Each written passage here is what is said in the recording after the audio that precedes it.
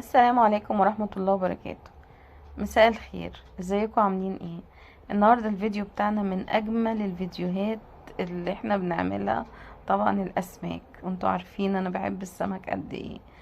دلوقتي هعمل السمك بطريقة جميلة جدا وسهلة. هو يعني معمول في صوص كده، صوص الزبدة والليمون. طبعا ده صوص مشهور ومعروف وهنشوف طريقته حلوة قوي ازاي. معايا جزل السمك، ده سمك من البحر الاحمر اسمه شعور، من السمك الاجود انواع الاسماك وغالي جدا. التوابل بتاعتنا بسيطة قوي. معانا ملح وفلفل وكمون، زعتر، زبدة، معلقة مستردة، ليمون، شرايح ليمون وعصير ليمون كمان. واحنا قلنا طبعا ايه، هنتبل الجزل بتاعتنا زي ما انتوا شايفين كده، وش وظهر، وندلكها شوية علشان تاخد طعم ايه التوابل بتاعتنا. والسمك ده يا جماعة مفيد جدا، ومن اجمل واطعم الاسماك اللي احنا بنعملها هنا في البحر الاحمر. تحفة جدا وجميلة وطعمها لذيذ جدا ومشهية. انا عايزة اقول لكم يعني ان الطريقة دي يعني تعتبر خفيفة ومش تقيلة قوي يعني، بس من اجمل الطرق اللي انا بعتمدها دايما في عمل السمك، وولادي بيحبوها. لانه يعني احنا بناكل بره في المطاعم الاسماك، وبيكون يعني الاسعار دلوقتي بقت خيالية. فانت لما تعمليه في البيت وبنفس الطريقة بتفرحي ولادك قوي، ان انت بتقدري ان انت تعملي لهم نفس الاكلات اللي بياكلوها بره، بس بطريقة حلوة وجميلة ولذيذة.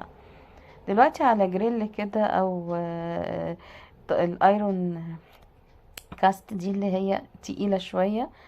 الطاسة دي بعمل فيها، بسخنها وبحط الزبدة بتاعتي طبعا ساحت، وبحاول ان انا يعني عايزة اقول لكم ان احمصها مش احرقها، لان الطعم ده بيكون مميز قوي وهو المطلوب في الوصفة دي.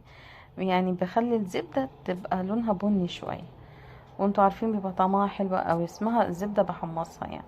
حطيت معلقة المستردة بتاعتي، وهحط باقي التوابل وعصرة الليمون، واوطي شوية على الصوص ده واسيبه يغلي. ده صوص الزبدة والليمون بالمستردة، ده من اجمل انواع الصوصات ومعروف جدا. هبدأ دلوقتي اضيف التوابل بتاعتي، الزعتر والملح والفلفل والكمون بعد عصرة الليمون، واقلبهم شوية واسيبهم ايه يغلوا على نار هادية لحد ما المكونات كلها تشرب من بعضها، واقلبها. وهشوف بقى، انا طبعا متبلة قطع السمك، وهاخد كل قطعة واحطها على ظهرها، يعني علشان ايه الجلد هو اللي يتحمر، فلما يتحمر اعرف امسك السمك، يعني قطعة السمكة تكون متماسكة. لان انتوا عارفين السمك لما بيستوي بيكون مش يعني منقدرش نمسكه، بيكون فعلا ممكن يتهري مننا وفي ايدينا. فانتي بتحطيه على الناحية اللي من الناحية اللي هي الظهر بتاعها، علشان الجلد هو اللي يتحمص ويستوي، واقدر اشيل قطع السمك بيها. دلوقتي انا باخد بقى من الصوص وبحاول اشرب بيه قطع السمك. طبعا انا متبلاه واخد النكهة بتاعته علشان السمك يشرب من الصوص ده ويتبل ويكون طعمه حلو يعني. فهوطي عليه شوية كده واسيبه يستوي. هو هيستوي بسرعة، ما بياخدش 10 دقايق، ربع ساعة بالكتير، لان الجزل بتاعتك دي مش تخينة ولا كبيرة. وفي نفس الوقت السمك اصلا من الانواع اللي بتستوي بسرعة.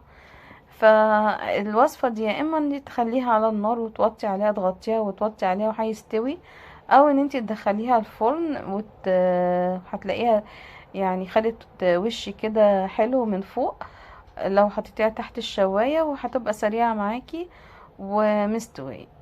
انا دلوقتي موطية عليه ومستنياه بقى يستوي. شايفين الحروف اللي حوالين القطع السمك ابتدت تظهر باللون الابيض، معناها ان هي ابتدت تدخل في السوا. هحط شرايح الليمون بتاعتي دي عشان احمرها معاها وتمص ايه اي ريحة من روايح السمك في البيت. في الوقت ده بقى هبدأ اعمل الرز بتاعي، رز الصيادية او الرز البني، بطريقة حلوة قوي، في تريكاية جميلة يعني هوريها لكم واحنا بنعملها، واتمنى ان كلكم تتبعوا الطريقة بتاعتي دي. انا معايا بقى دلوقتي كوبايتين رز، ومعايا زيت وبصلاية كبيرة مفرومة، ومعلقة صوص طماطم او صلصة او معجون طماطم، و... ونص معلقة كمون وملح طبعا. خدت انا البصل بقى وبحمره، طبعا لازم البصل يتحمر كويس قوي. المفروض ان هو يتحمر كويس جدا يعني، ما يبقاش يعني. خلوا بالكم ما بين ان هو يتحرق ويكون متحمر على الاخر يعني. خلي بالك يعني على قبل خلاص ما تتحرق البصله معاكي، لانه بيتحرق بسرعه. يعني عايزاكي هي فاكراها انت خطوه سهله، بس هي فعلا بتفرق يعني. انت عايزه تحمريه جدا وفي نفس الوقت تلحقيه ما يتحرقش منك. انا اهو بصوا شايفين يعني، على قد ما اقدر طبعا تكوني واقفه وجنبه على طول، لان في ثانيه ممكن يتحرق ويبوظ كل اللي انت بتعمليه. فهتبداي بقى دلوقتي تشغلي تقلبي فيه لحد ما ياخد اللون الغامق قوي ده اللي هو قبل يعني. انتوا معايا بقى وشايفين انا وصلت للمرحله دي. هبدأ بقى احط معلقه المعجون الطماطم دي، طبعا بتدي طعم خرافي للرز وبتخليه كده يعني واخد ريحة كده حلوة. وبتحمريها بتشوحيها معاه يعني معلقة الصلصة دي بتشوحيها معاه. مش بتكبي عليها المية على طول، لا بتشوحيها كده، فبتاخد طعم حلو مع معلقة الكمون. فده هي دي التركة اللي بقولكوا عليها اللي بتفرق قوي في طعم الرز. حتى ولادي بيحبوها قوي، يقولوا لي يا مامي اعملي لنا نفس الطريقة اللي انتي بتعملي بيها رز السمك. فهي دي الطريقة تحفة قوي وجميلة، وجربوها والله العظيم هتعجبكم قوي. انا بقى حطيت كوبايه ونص ميه مع كوبايتين الرز، وهسيبهم يغلوا. سيبيهم بقى يغلوا علشان البصل اكيد اتحروق يعني شويه، ويدوب ويستوي خالص بحيث ان هو ما يبانش في الرز بعد كده. لكن لو انتي ما سبتوش يغلي شويه، الرز بتاعك هيبان فيه قطع البصل، وهيبقى شكلها مش ظريف وطعمها كمان مش ظريف. هي كده دلوقتي دابت خالص البصلايه، مش هنحس بيها. وهقلب بقى احط الملح بتاعي. عايزه تحطي معلقه زيت تانية زياده يعني علشان الرز بتاعك يلمع كده، ما يبقاش مسك في بعضه. ماشي اوكي يعني. انا شايفه ان انا احط معلقه زيت واحده بس، معلقه كبيره، وخلاص واسيبه يغلي. ولما يتشرب اوطي عليه واسيبه على النار لحد ما يستوي، وهو كده الرز خلص. والسمك بقى انا شفته هو دلوقتي غالي، ابتدى يغلي وهيتشرب واغطيه وخلاص. ال- السمك يا جماعة مفيد قوي، مفيدة يعني. يعني في كمية فوائد رهيبة. مفيد قوي للقلب لان فيه الاوميجا 3 اللي هي بتصحة الشرايين.